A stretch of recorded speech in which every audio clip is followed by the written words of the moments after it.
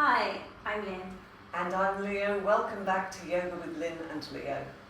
And welcome to day 4 of our foundation series. So today we're going to come into some of the standing poses. So this is good for your stamina, and we hope that you've got lots of energy and that you'll have even more energy when you've finished. Okay, so we've gone through Tadasana in day 1, so standing with your feet together. It's really important that you get that understanding of the front of the thigh. So scan the body from the base. Spread your toes and be sure that the sole of the foot is touching and grounding down into the floor. Lift your toes. So lift your toes. This will push the shin bones up. It will encourage all 4 corners of the knees to lift up to the thighs and the thighs right up into the pelvis. So get the action on the leg. Now when you place the toes down, see that you keep the body back. It stays back. So you've got to really reach those toes and toe pads forward. Extend out of the pelvis and lift the diaphragm area. Let the arms release down. Now when you release those arms down, they need to be weighted down. So there's a sharpness to them. So Leo's got very long arms here, but they need to become even longer, extending down. And from that traction to lift up so much from the sternum chest. And just be there in your Tadasana mountain pose. You have to climb your mountain from the base, but also get that beautiful opening and expansion from concentrating on your breath. So breathe through your nasal passage and become aware of the chest cavity. Just for a moment before we start our practice. Our first pose today is going to be Trikonasana. So this is when we take the fingers to the chest, reach into the elbows, lift your sternum chest. Now soften your knees just slightly. Now before you jump, you have to see that you create that space within the side waist between the pelvis and the diaphragm. So keep that lifted, bend your knees and jump those legs apart. Good. Extend into the arms. Now extending through the arms, you have to imagine you've got a couple of soft pillows underneath these arms so that you're reaching along those pillows. Strong knees come down slightly. So we're turning to the right, turn your left foot in, turn the whole of your right foot and leg out. And remember, if you've practiced yoga before, you'll know that this heel, this front heel goes in line with the back instep. Now keep all of those Tadasana actions strong in your back leg, extend and hinge over into Trikonasana. So really we're finding out a little bit more about the framework in our foundation course. So we're not going into a lot of detail and subtlety. You just got to be sure you bring that Tadasana action into the legs. So if we do this, we've got to make sure that the legs are really strong, pulling up, the knees are lifted, and keep that extension, lateral extension.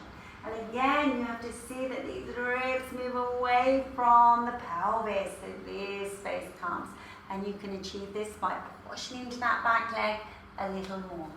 Take a breath in, and now coming up out of the action, turn the feet. And turn your right foot in, your left foot out. Keep the lift up through the center of the body. Lift up through the side waist and then hinge over into your Trikonasana.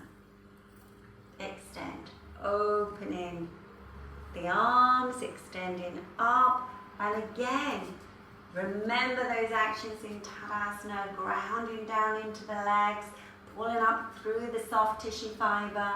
And then see that you lengthen laterally this side waist as much as you can. Extend, extend, extend towards the crown of the head.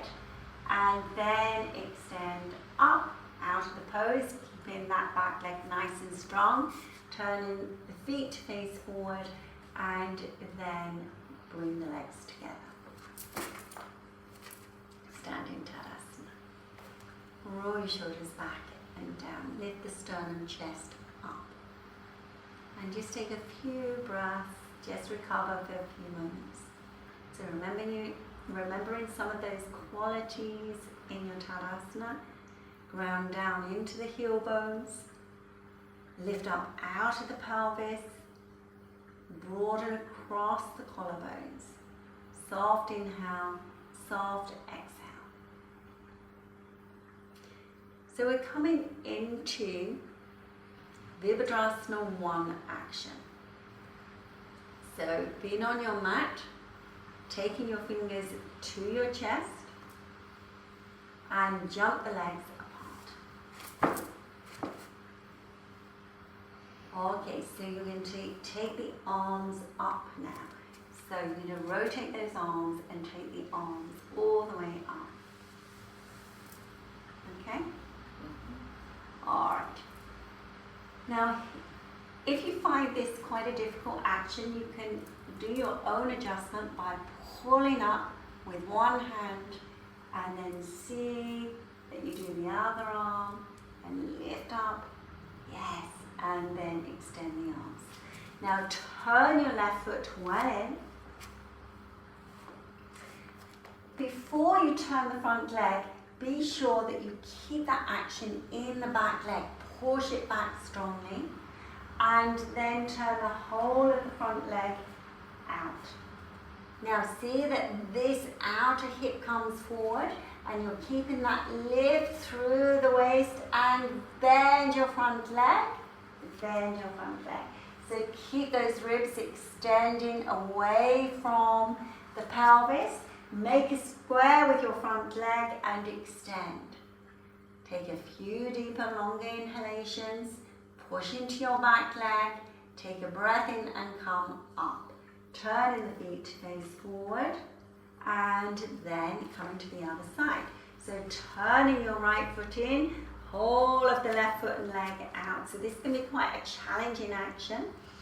So again, keeping those qualities of Tadasana, lifting the ribs away from the pelvis, making space for the hinging action, and then hinging into the square, So if you find that this gets a little bit tight in the lower back, you can lift the heel and use a foam pad underneath the heel so that you can extend the leg action. Keeping that lift, extending through the center of the body, push into your back leg, and then coming up out of the pose. Turning the feet to face forward, and then bringing those legs together. And stand in a good Tadasana. Roll your shoulders back and down and lift up through the center of the body. Just take a few moments to recover. Ground down into the foot bones, pulling up through the knees, lifting up through the center of the body. Continue to get this long action within the body. Move the shoulders back. Soften the facial features. And just let the breath become smooth and even. But become aware of your breath. Become aware.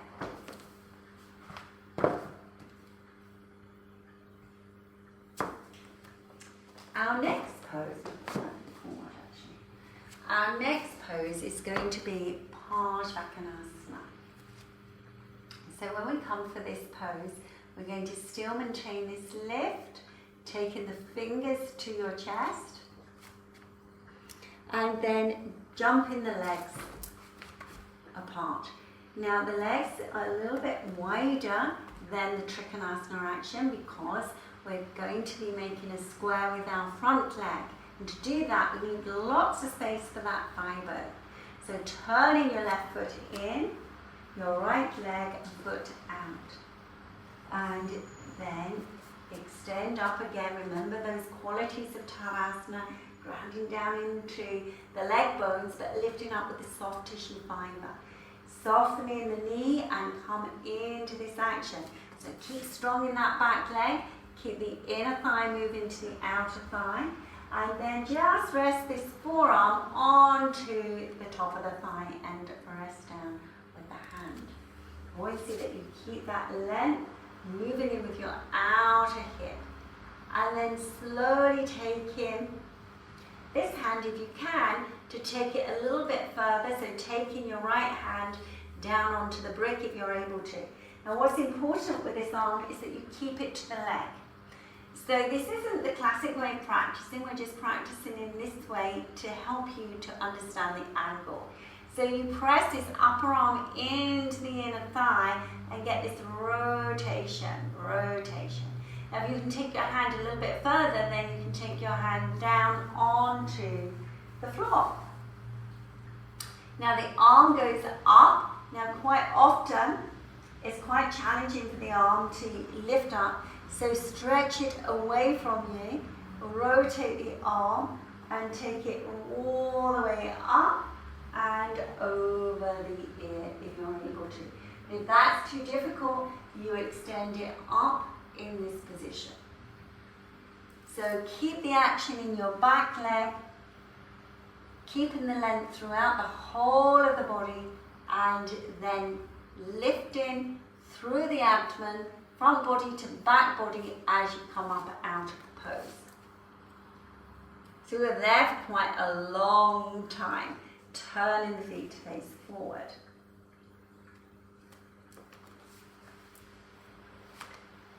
Reaching the arms out, turning your right foot in, your left foot out. Lifting up out of the pelvis again. So we're going to make a square, but remember those qualities of Tadasana, strong in the legs, lifting through the ribs, extending shoulder blades towards the back waist. Bend your front leg. Make a square, rest the forearm onto the thigh. Just place your right hand onto the hip. Now see if you can take this left hand a little bit further down to the brick. Be sure that this arm is moving towards the thigh to encourage it to move back.